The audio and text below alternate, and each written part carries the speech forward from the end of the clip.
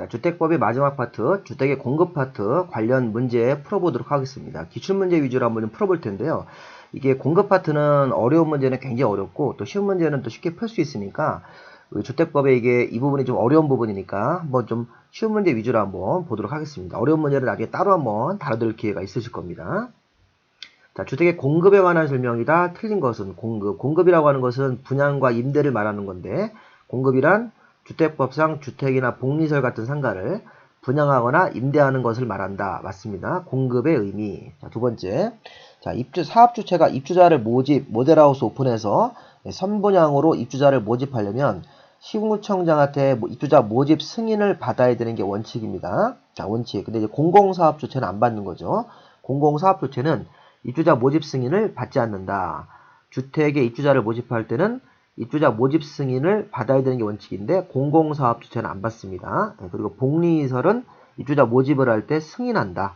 자, 복리설은 상가니까 상가는 승인을 받지 않고 신고하는 거죠. 신고. 복리설은 신고사항이다. 주택에 대해서는 입주자 모집 승인을 얻어야 되는 거고. 3번. 사업주체가 공공택지 안에서 일반인들한테 공급하는 공동주택은 법정된 가격 이하로 싸게 공급해야 된다. 이게 분양가 상한제죠. 공공택지 안에서는 일반인들한테 아파트, 신규로 공동주택을 분양할 때는 자, 이 법으로 정한 가격, 주변 시세보다 낮은 가격으로 공급을 해야 되는 게 원칙입니다. 공공택지는 공동주택에 대해서 분양을 할 때 분양가 상한제를 모두 시행하고 공공택지 외의 택지는 국토부 장관이 정하는 지역에서는 시행할 수 있다. 공공택지에서는 일반인들한테 공동주택 같은 아파트 분양할 때는 분양가 상한제를 전면 시행한다. 공공택지 외의 택지는 국토부 장관이 정하는 지역에서 시행할 수 있다. 자, 3번 맞죠? 4번은 건축허가를 받아서 주택과 주택 외에서를 동일한 건물로 건설한다. 이게 바로 뭐예요? 주상복합 아파트. 정확하게는 300세대 미만의 주택과 주택 외의 상가가 섞여있는 주상복합은 건축허가를 받아서 짓더라도 입주자 모집을 할 때는 승인을 얻어야 된다. 자, 이게 건축허가를 받아서 주상복합을 짓는 경우도 입주자 모집 승인 대상이 됩니다. 자, 원래는 주택법에 따라서 사업계획 승인 받은 공동주택이 원래 입주자 모집 승인을 받아야 되는데 요건 예외적으로 건축허가를 받아서 주상복합을 짓더라도 입주자 모집 승인 대상이 되기 때문에 모델하우스 오픈하기 전에 이 승인을 얻어야 됩니다. 이 4번 틀렸네요. 건축허가를 받아서 입주자 모집 승인 같은 거를 건축허가를 받아서 주상복합을 짓는 경우도 입주자 모집 승인을 얻어야 됩니다. 그리고 시군구청장은 분양가격 제한, 분양가격 공시 같은 업무를 처리하기 위해서 분양가 심사위원회를 설치 운영해야 된다. 맞습니다. 자, 이거 4번이 정답이죠. 주상복합도 입주자 모집 승인을 받아야 된다. 자, 2번. 주택의 공급과 분양 가격에 대한 설명이다. 옳은 것은 자, 분양가 상한제 할 때 결정되는 분양가격은 땅값과 건축비로 기본적으로 구성되는 겁니다. 택지비와 건축비 맞습니다. 분양가 상한제 할 때고 분양가격은 기본적으로 택지비와 건축비로 구성된다. 자, 두 번째. 토지주택공사는 공공사업주체니까 입주자 모집 같은 거 할 때 승인받지 않는답니다. 국가나 지자체나 토지공사나 지방공사 같은 공공사업주체는 입주자 모집을 해서 모델하우스 오픈할 때 이 승인 같은 거 받지 않고도 입주자 모집 승인이 가능합니다. 자, 세 번째. 복리설 상가에 입주자를 모집할 때는 승인이 아니라 간단한 절차로 신고를 해야 된다. 복리설 모집은 신고사항이다. 3번 틀렸죠. 자, 공공택지에서 분양가 상한제 적용주택 같은 걸 한다. 공공택지에서 분양가 상한제는 전면 시행. 공공택지 외의 택지도 국토부 장관이 정하면 분양가 상한제 시행할 수 있죠. 그러면 공공택지든 공공택지 외의 택지든 분양가 상한제 아파트로 분양을 할 때는 입주자 모집 승인 같은 거 받았을 때 분양가격이 얼마인지 외부로 공시를 해야 한다. 공공택지든 공공택지 외의택지든 분양가 상한제 아파트로 싸게 분양할 때는 분양 원가, 분양가격을 어떤 내용으로 정했는지를 외부로 공시를 해야 됩니다. 뭐 택지비가 얼마, 건축비가 얼마 이런 식으로 내역을 정해서 분양가격을 외부로 공시를 해야 됩니다.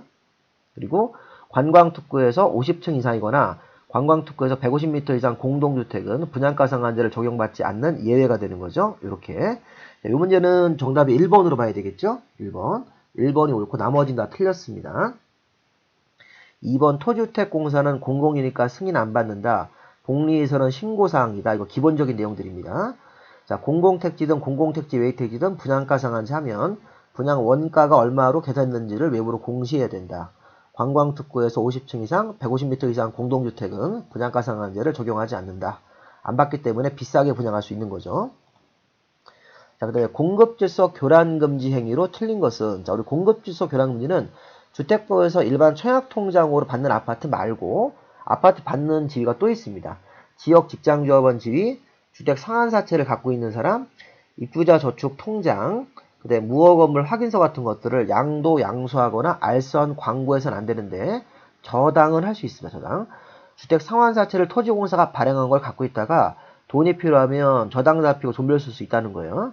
근데 이제 지역 직장조합원 지위를 양도 양수 증여도 안 되는 겁니다. 양도 양수이기 때문에 또 인터넷으로 광고하는 것도 안 되는 거고 전화 광고도 안 되고 중간에 알선해도 안 되는 거니까 이게 공급주석이라는 문제는 주택을 받을 수 있는 증서나 지위가 있어요.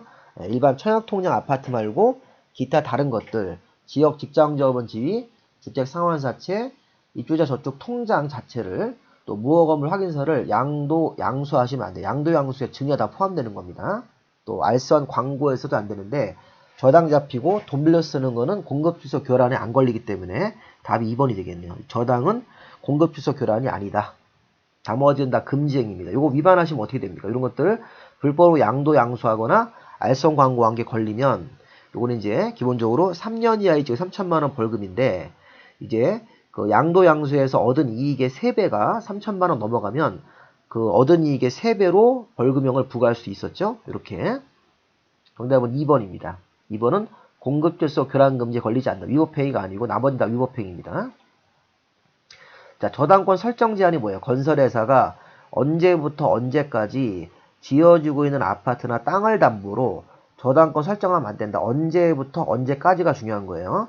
자, 이게 주택조합이 아니라 등록사업자는 자, 건설된 주택이나 대지에 대해서 언제 이후부터 언제 동안 입주 예정자 동의 없이 지어지고 있는 새 아파트 주택이나 대지를 담보로 전세권, 지상권 같은 거 설정하면 안 되고 또 저당권 설정도 안 되는 거예요. 근데 문제는 뭐냐면 언제부터 언제까지일까요? 언제부터 입주자 모집 승인 신청일로부터 아파트가 완공되고 소유권 이전 등기 신청 가능할 60일까지 60일이 붙으셔야 돼요. 요 1번이 답이죠. 입주자 모집을 위한 승인 신청일로부터 소유권 이전 등기를 신청할 수 있는 날이 아니라 60일까지 요 기간까지는 건설회사는 저당권 같은 거 설정하면 안 되고 전세권이나 지상권, 임차권 같은 거 설정하시면 안 되는 겁니다. 자, 저당권 설정 금지를 위반하시면 2년 이하의 징역 2천만 원 벌금입니다. 이 내용 잘 이해하셔야 됩니다. 건설회사가 나쁜 짓을 하면 안 된다는 거예요. 분양받은 사람한테 피해 주는 거. 자, 그러니까 건설회사 같은 등록사업자는 사업계획 승인을 받아 주택을 짓는데 언제 이후부터 언제 동안 입주 예정자 동의 없이 그 지어지고 있는 아파트나 땅을 담보로 저당을 잡든지 아니면 거기다가 전세권이나 지상권, 등기되는 임차권을 설정하면 안 된다. 설정하면 입주 예정자가 피해보니까. 언제부터냐? 입주자를 모집하기 위한 승인 신청일입니다. 모델하우스 오픈하기 전에 입주자 모집 승인을 받지 않습니까? 끝나는 날은 아파트가 다 완공하고 잔금 치르고 나서 소유권 이전 등기 신청할 수 있는 날 이후 60일까지입니다. 여기 이제 소유권 이전 등기 신청할 수 있는 날 이후 60일까지는 건설회사가 저당권이라든가 임차권 같은 거 설정하시면 안 됩니다. 답이 1번입니다. 자, 투기과열지구. 자, 투기과열지구는 여기 투니까 2명, 영어로 투. 국토부 장관하고 시도지사 2명이 정할 수 있다. 이렇게. 자, 투기과열지구를 국토부 장관이나 시도지사가 정할 때 국토부 장관은 자기 하급자 시도지사의 의견, 이제 틀렸네요. 국토부 장관은 시도지사의 의견을 듣고 시도지사는 국토부 장관하고 협의하여 투기과열지구를 정해야 된다. 자, 요 조항 중요한 조항입니다. 투기과열지구는 지정권자가 2명입니다. 투기과열지구를 국토부 장관이 정할 때는 자기 밑에 시도지사에게 자, 의견을 듣는 거고 시도의사가 정할 때는 국토부 장관 상급자랑 협의를 해야 됩니다. 이렇게 됩니다. 자, 투기과열지구안에서는 입주자 지위가 이제 일정 기간 못 팔게 돼 있죠. 아까 제가 투기과열지구에서 최대 10년까지 못 파는 기간이 있었습니다. 그런 거 한번 생각해 하시면서 대통령령으로 정하는 기간 이런 것들 최대 10년까지 투기과열지구안에서는 못 파는 경우도 있고 투기과열지구 아닌 지역은 8년까지 못 파는 그런 기간이 잡혀 있었습니다. 자, 투기과열지구 지정권자는 장관이나 시도의사는 지정사유가 없어졌다고 인정이 되면 지체 없이 투기과열지구를 해제해야 됩니다. 또 국토부 장관은 1년마다 여기 주거정책심의위원회 회의를 열어서 재지정 여부를 재검토해야 된다. 1년마다 재정할 건지 안 할 건지를 위원회를 열어서 재검토하도록 되어 있습니다. 자, 답이 2번이겠죠? 자, 마지막 6번 하나 더 보겠습니다. 자, 투기과열지구든 투기과열지구가 아닌 지역이든 또는 뭐 분양가 상한제든 분양가 상한제가 아니든 간에 우리나라는 일반적으로 아파트를 분양받으면 청약통장을 써서 아파트를 분양받는 경우도 있다는 거예요. 생각할 게 공급질서 교란금지는 청약통장이 없이 아파트 받는 증서입니다. 지역직장조합원 지위, 주택상환사채 이런 것들은 공급질서 교란금지로 사고 팔면 안 되는 거고 일반적으로 청약통장을 써서 아파트를 당첨받은 주택은 전매 제한 기간이 있다. 불가피한 사유가 있을 때는 전매를 할 수 있죠. 토지주택공사가 동의를 해주면 불가피한 사유로 전매할 수 있습니다. 자, 이때 이런 게 있습니다. 불가피한 사유가 뭐냐면 결혼으로 자, 세대원 갑이 아들이 결혼해가지고 갑도 그 아들 집으로 이사를 가는 겁니다. 근데 이때는 결혼, 질병 치료 이런 것들은 세대원 전부가 그 집으로 이사를 나갈 때 수도권으로 들어오시면 안 돼요. 수도권으로 들어오면 안 되고 지방으로 내려가야지만 부득이한 사유가 됩니다. 근무라든가 결혼 같은 사유는 수도권으로 들어오면 안 되고 수도권 바깥으로 세대원 전부가 이사를 나갈 때 부득이한 사유인데 이건 서울특별시 안으로 들어오기 때문에 부득이한 사유가 될 수 없습니다. 자, 두 번째, 상속받은 주택으로 이사를 나갈 때 갑을 제외한 나머지 세대원은 다른 주택으로 이사 가면 안 되죠. 상속받은 주택으로 갑을 포함해서 세대원 전부가 상속받은 집으로 이사를 나갈 때 부득이한 사유로 기존 분양받은 아파트 같은 걸 팔 수 있습니다. 자, 이것도 세대원 전부가 2년 이상 해외 체류니까 1년 6개월만 체류하시면 안 되겠죠. 세대원 전부는 맞는데 여기 1년 6개월이 안 되고 2년 이상 해외 체류가 부득이한 사유.